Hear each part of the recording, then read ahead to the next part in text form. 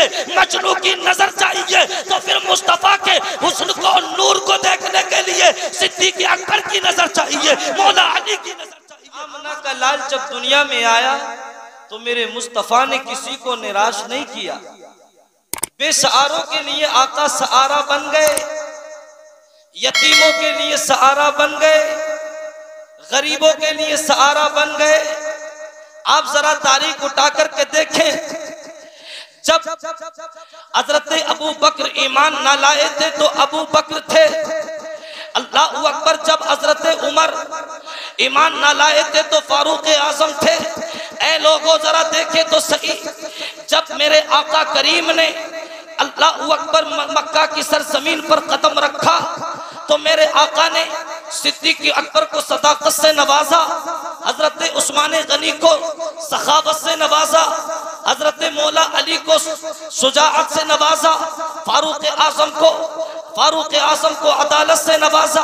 यानी कि मेरे मुस्तफ़ा ने किसी ना किसी को अल्लाह अकबर दिया जरूर है, यानी यूं कहूं कि सबको अल्लाह के रसूल ने दिया जरूर है, लेकिन अल्लाह अकबर उनकी मोहब्बतें अलग थी, उनका तरीका अलग था। जैसे अल्लाह के रसूल ने कहा, ए अबू बकर, ये सदाकत मैं तुम्हारे लिए पेश करता हूँ। उस्मान गनी ने कहा था, या रसूल अल्लाह, या उस्मान गनी से मेरे आका ने कहा था, ए उस्मान गनी, ये सखावत तुम्हारे लिए पेश करता हूँ। मौला अली से कहा था, ए अली, ये शुजाअत तुम्हारे लिए पेश करता हूँ। लेकिन उनका अकीदा देखो, उनकी मोहब्बतें देखो, अल्लाह की कसम उनकी उल्फतें देखो, उनकी मोहब्बतें ये थी। हजरत अबू बकर आ गए आका की बारगाह में, आने के बाद अर्ज करते हैं, या रसूल अल्लाह, फिदा का उम्मी वाबी आका, ए मुस्तफा, आपने मुझे सदाकत से नवाजा है, यह सदाकत आपके लिए है। हजरत उस्मान गनी ने कहा था, या रसूल अल्लाह, यह सखावत तुम्हारे लिए है। हजरत उमर ने कहा था, या रसूल अल्लाह, यह अदालत तुम्हारे लिए है। हजरत अली ने कहा था, या रसूल अल्लाह, यह शुजाअत तुम्हारे लिए है। बगदाद से गौसे आजम ने कहा था, या रसूल अल्लाह, यह विलायत तुम्हारे लिए है, यह विलायत तुम्हारे लिए है। ख्वाजा ने कहा था, या रसूल अल्लाह, यह हुकूमत तुम्हारे लिए है। अल्लाह की कसम, औलिया कामिलीन ने कहा था, या रसूल अल्लाह, यह विलायत आपके लिए है। लेकिन जब मेरे इमाम की नजर इस हदीस में पड़ती है तो मेरा इमाम कहता है, अल्लाह अल्लाह, सारे लोगों ने अपनी अपनी ख्वाहिशें रसूल पाक को पेश कर दी, जो रसूल पाक ने अदा किया उनको पेश कर दिया। लेकिन या रसूल अल्लाह, जमीनो समा तुम्हारे लिए, मकीनो मका तुम्हारे लिए, चुनीनो चुना तुम्हारे लिए, बने तो जहां तुम्हारे लिए, तैन में सबा तुम्हारे लिए, हमारे यहाँ तुम्हारे लिए, उठे भी वहां तुम्हारे लिए। या रसूल अल्लाह, सवा वो चले, वो बाग फले, वो फूल खिले, के दिन ओ भले, लिबा के तले सलामे खुले, रजा की सभा तुम्हारे। प्यारे जरा तवज्जो करें कि ये मुस्तफा जान रहमत का सदका है कि आमना का लाल हमें हमारे बीच आया तो हमें इस दुनिया में जीने का सलीका आ गया, हमें रहने का सलीका आ गया, पहनने का सलीका आ गया, खाने का सलीका आ गया। प्यारे जानते उलमा की जबानी सुना होगा, लोग लड़कियों को जिंदा दरगोर कर देते, जिंदा दफन कर देते। लेकिन मुस्तफा जब कायनात में आए, आमना का लाल जब कायनात में आया तो मेरे नबी ने कहा था कि अब जितना जुल्म हुआ, आज के बाद ये जुल्म नहीं होगा, किसी की बेटी जिंदा दफन नहीं की जाएगी। अल्लाह की कसम, मेरे मुस्तफा ने कहा था, आज के बाद किसी की बेटी को दफन नहीं किया जाएगा। उस वक्त में अल्लाह अकबर, उसी जमाने में, उसी पीरियड में एक आने वाले को देखा गया, उसने 10 साल लड़की के अपने बालों को पकड़ा और गड़ा खोदना शुरू किया, यानी कब्र बनाना शुरू किया। जिंदा दरगोर करना चाहता था जालिम अपनी बेटी को, जिंदा दफन करना चाहता था अपनी बेटी को। लेकिन अल्लाह अकबर, जरा तवज्जो करे, अल्लाह अल्लाह आवाज आई, तुम कौन और होते हो जो इस लड़की को दफन कर रहे हो? तो उसके बाप ने कहा था लड़की के, तुम कौन हो जो इसे बचाना चाहते हो? तो आवाज आई, तुम कौन हो जो इसे दफन करना चाहते हो? तो आवाज आई कि मैं इसको दफन करने वाला इसका बाप हूं। तो मेरे रसूल पाक ने कहा था, अगर इसको दफन करने वाला इसका बाप है तो इसे बचाने वाला रसूल पाक। इसे बचाने वाला रसूल पाक आ गया है, आमना का लाल आ गया है।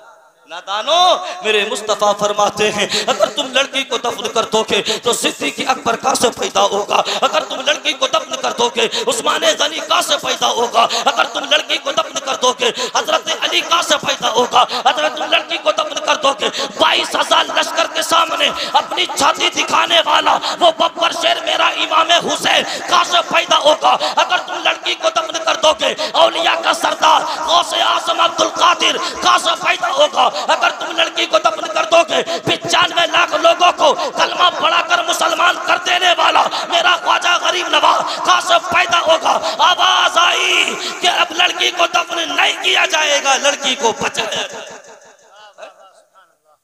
प्यारे, ये मुस्तफा का एहसान है यार, आमना के लाल का एहसान है। मेरे मुस्तफा जान रहमत कायनात में, जब कायनात में कुछ ना था, जब कायनात में कुछ ना था, कायनात को बनाया ना गया था, आसमान को बनाया ना गया था, दोनों जहां को बनाया ना गया था, सिर्फ कौन था? सिर्फ मेरे रब की जात थी। किसकी? रब की जात थी। अल्लाह ने फरमाया इन्नमा अमरुहु इज़ा अरादा शैअन अन यक़ूल लहू कुन फयकुन। उसका तो यही काम है, जिस शे को वो चाहे और उस शे से कहे हो जा तो वो शे हो जाती है, वो शे हो जाती है। अब इस आयत करीमा में एक लफ्ज़ है, तवज्जो से सुने, थोड़ी सी बात है। इस आयत करीमा में एक लफ्ज़ है शैअन। क्या है शैअन? इसका मतलब क्या है? इसका ट्रांसलेशन क्या है? अर्थ क्या है?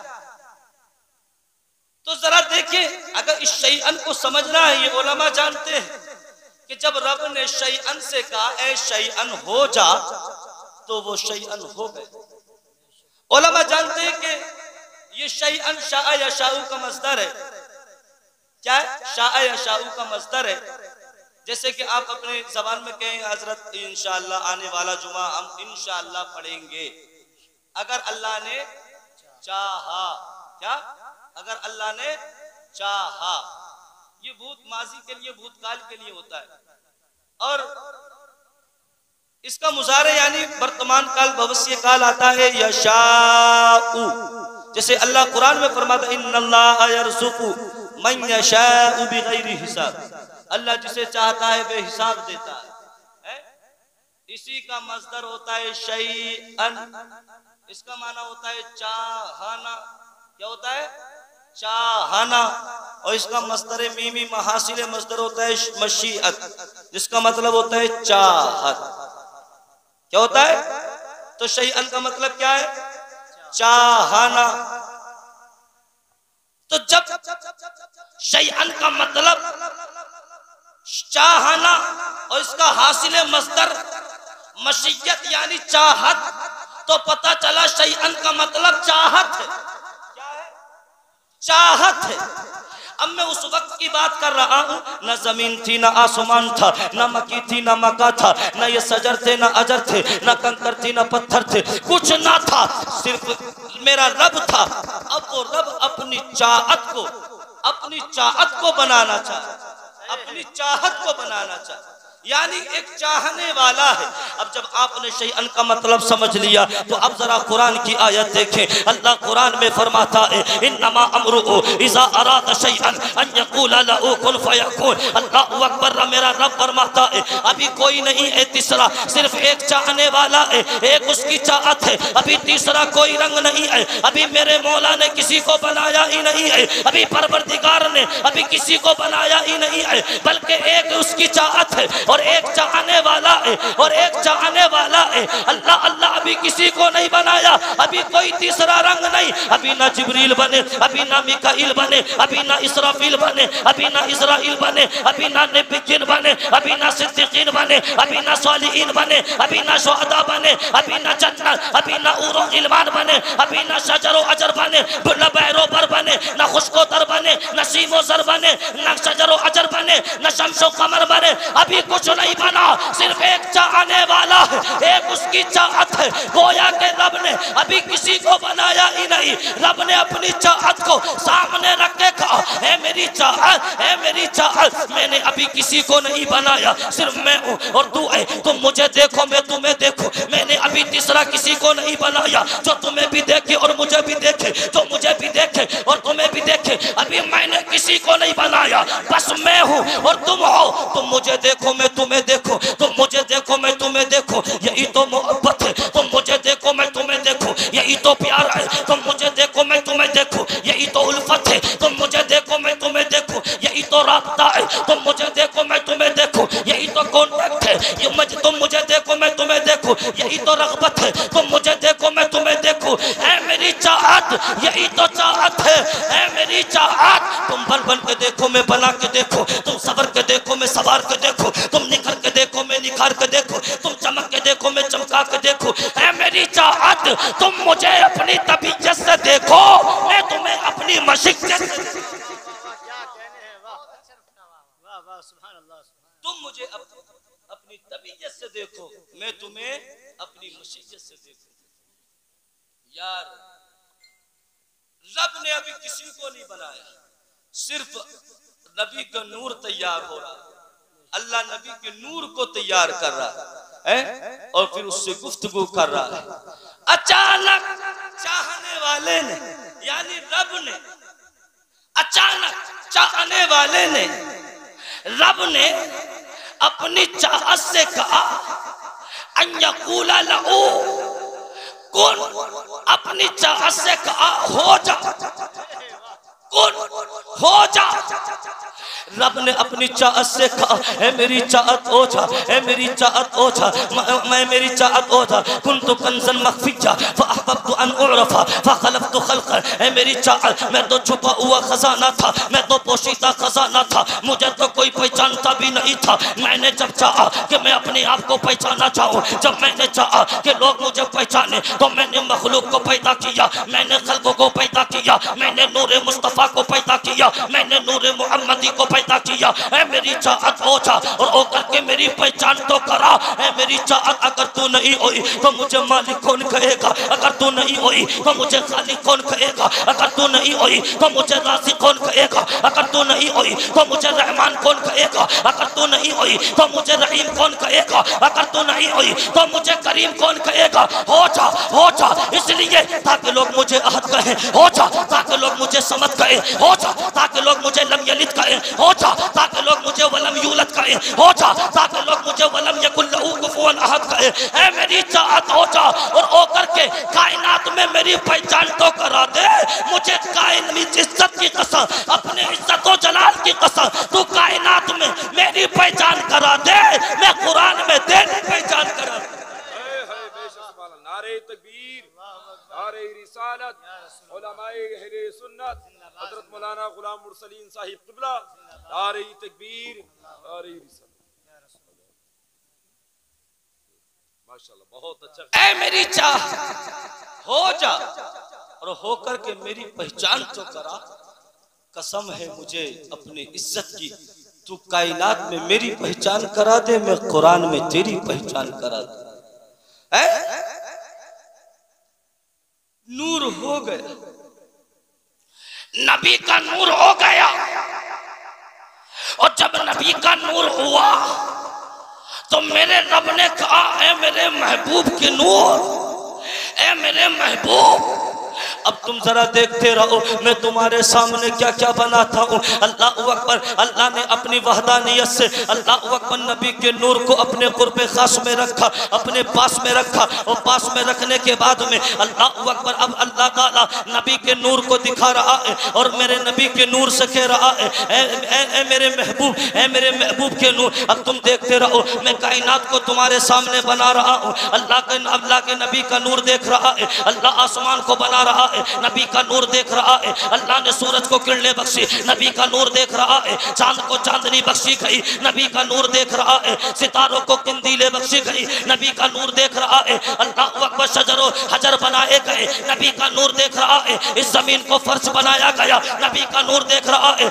हूरो गिलमान बनाए गए, नबी का नूर देख रहा है। जन्नत बनाई गई, हूरो गिलमान बनाए गए, दरियों को रवाना किया गया, नबी का नूर देख रहा है। गोया के जब अपने महबूब को दिखा दिखा कर यानी कि ये बताना चाह रहा है, ऐ मेरे महबूब, जब मैं अपने पैगंबरों को अपनी रबूबियत का ऐलान करने के लिए भेजूंगा, अपना एक होने का ऐलान करने के लिए भेजूंगा, तो मेरे पैगंबर, मेरे रसूल, मेरे नबी सुन सुन के गवाही देंगे, तुम देख देख के गवाही देंगे।